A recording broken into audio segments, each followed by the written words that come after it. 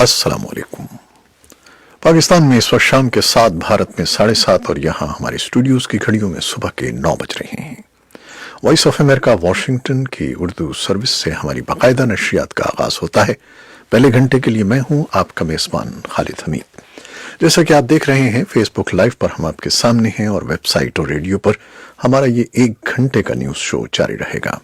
तो आगाज करते हैं पहले आज की अहम खबरों की सुर्खियों से।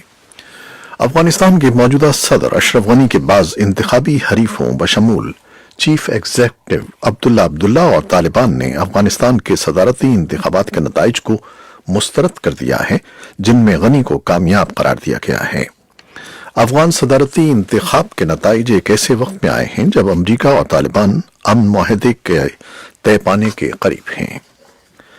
पाकिस्तान के वज़ीर आज़म के मुशीर बराए सेहत डॉक्टर जफर मिर्जा ने ऐलान किया है कि कोरोना वायरस के बाइस चीन के मुतासर शहरों में महसूर पाकिस्तानी तलबा को वतन वापस न लाने की हुकूमती पॉलिसी पर वफाकी काबीना के इजलास में नजरसानी की जाएगी। कराची में 2 रोज में 1 दर्जन से जायद हलाकतों का बाइस बनने वाली जहरीली गैस का सुराग मिल गया है। सुप्रीम कोर्ट ऑफ पाकिस्तान ने अटॉर्नी जनरल अनवर मंसूर खान को हुक्म दिया है कि वो जजेस पर लगाए गए इल्जामात के सबूत दें या अदालत से मुआफी मांगें। पाकिस्तान सुपर लीग के सीजन 5 की ट्रॉफी की रूनुमाई कर दी गई है। इफ्तिताही तकरीब जुमेरात को कराची के नेशनल क्रिकेट स्टेडियम में होगी। भारत के ज़ेर इंतजाम कश्मीर के हुक्काम ने 12,000 पंचायती हलकों में होने वाले इंतखाबात मुअख्खर कर दिए हैं। अमरीका के वज़ीर ख़ारजा माइक पोम्पियो एक ऐसे वक्त में मशरिक़ वस्ता पहुंचे हैं जब खित्ते में इंतहाई कशीदगी है और चीन के सेहत के कमीशन ने बुध के रोज ऐलान किया कि नए कोरोना वायरस से हलाक होने वालों की तादाद 2000 से ऊपर चली गई है। ये 3 शह सुर्खियां, तफसील कुछ देर के बाद।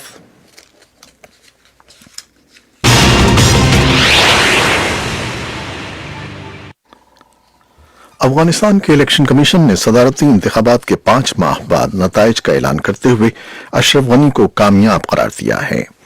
उनके हरीफ अब्दुल्ला अब्दुल्ला ने नताइज को मुस्तरद करते हुए ऐलान किया है कि हुकूमत वो तश्कील देंगे।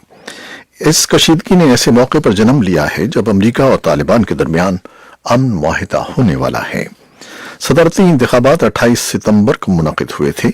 उसके बाद धांधली, तकनीकी मसाइल, वोटिंग के लिए नस्ब बायोमेट्रिक आलात की गैर तसल्ली बख्श कारकर्दगी, हमलों और दीगर बेकायदगियों के इल्जामात लगाए गए।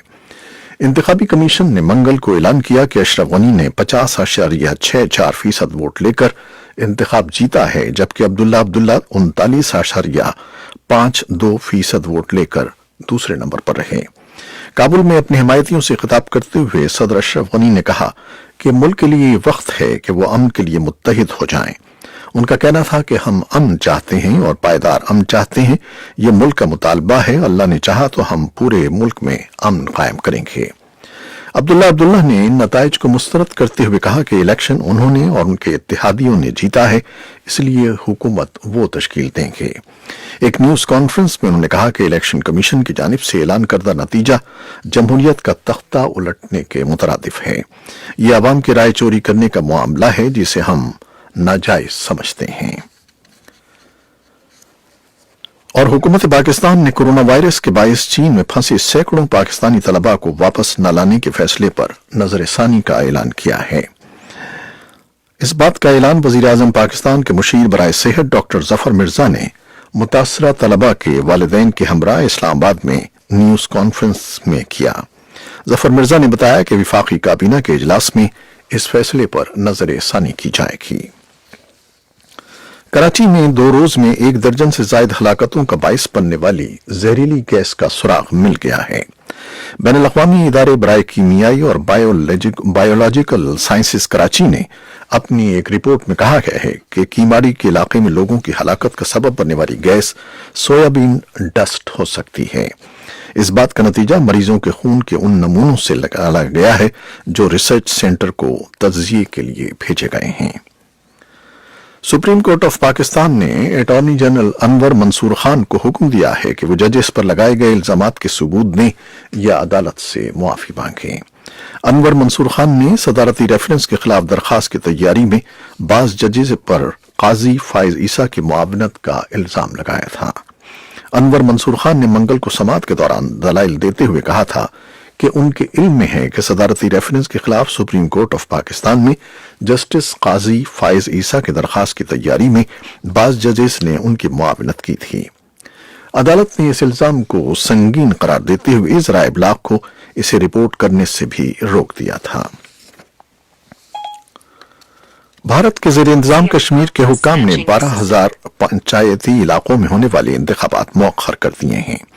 یہ اقدام اس مشورے پر اٹھایا گیا ہے کہ علاقے میں صورتحال ٹھیک نہیں ہے اور امن و امان کو خطرہ ہے۔ بدھ کو حفاظتی دستوں نے بھارتی زیر انتظام کشمیر کے جنوبی ضلع پلوام کے ترال علاقے میں ایک تلاشی آپریشن کے دوران 3 مشتبہ عسکریت پسندوں کو ہلاک کر دیا۔ ہلاک ہونے والوں میں حزب المجاہدین تنظیم کا ایک اعلیٰ کمانڈر جہانگیر رفیق وانی بھی شامل تھا۔ اس افواہ کے بعد ہلاک کیے گئے عسکریت پسندوں میں سے ایک کا تعلق بارامولہ سے ہے۔ سری نگر سے 55 کلومیٹر شمال مغرب میں واقع اس شہر میں دکانیں اور دوسرے کاروباری ادارے بند کر دیے گئے اور سڑکوں پر سے پبلک اور نجی ٹرانسپورٹ گاڑیاں ہٹا لی گئیں۔ بڑھتے ہوئے تناؤ کے بیچ بارامولہ کے بعض مقامات پر مظاہرین نے پولیس اور دوسرے حفاظتی دستوں پر سنگباری کی، لیکن شہر میں حالات فوری طور پر معمول پر آ گئے۔ امریکہ کے وزیر خارجہ مائک پومپیو ایک ایسے وقت میں مشرق وسطی پہنچے ہیں جب خطے میں انتہائی کشیدگی ہے۔ ایران کے ساتھ کشیدگی ہے۔ ٹرمپ انتظامیہ کا مشرق وسطی کے لیے امن منصوبہ، یمن میں جاری جنگ اور انسانی حقوق جیسے معاملات پر بات چیت ان کے ایجنڈے میں شامل ہے۔ وائس آف امریکہ کے نامہ نگار کی اطلاع کے مطابق وزیر خارجہ کی یہ ملاقاتیں ایسے وقت پر ہو رہی ہیں جب دونوں ممالک علاقائی معاملات سے متعلق اپنے موقف اور دوطرفہ تعلقات میں مطابقت لانے کی کوشش کر رہے ہیں۔ اس بارے میں تفصیلی رپورٹ کچھ دیر میں۔ چین کے صحت کے کمیشن نے بدھ کے روز اعلان کیا کہ نئے کرونا وائرس سے ہلاک ہونے والوں کی تعداد 2,000 سے اوپر چلی گئی ہے، جبکہ اس سے متاثر ہونے والوں کی تعداد اس مہینے کی کم ترین سطح پر ہے۔ ہلاکتوں کی تعداد 2,004 ہو گئی ہے، جبکہ زیادہ تر کیس ہوبے صوبے میں سامنے آئے ہیں۔ ہیلتھ کمیشن نے بدھ کے روز بتایا کہ 1,749 نئے کیسوں کی تصدیق ہوئی ہے۔ یہ فروری میں سب سے کم تعداد ہے اور اس طرح چین میں تصدیق شدہ کل کیسوں کی تعداد 7,400 ہو گئی ہے۔ کرونا وائرس کے خلاف جنگ میں چین کو کامیابی مل رہی ہے، لیکن ایک بڑا نقصان بھی اٹھانا پڑا ہے۔ اگلے محاذ پر لڑنے والے ووہان شہر کے اہم ہسپتال کے ڈائریکٹر لیو جی منگ منگل کو بیماری سے چل بسے۔ انہیں دسمبر میں ظاہر ہونے والے وائرس سے ہونے والی اہم ترین ہلاکتوں میں سے ایک قرار دیا جا رہا ہے۔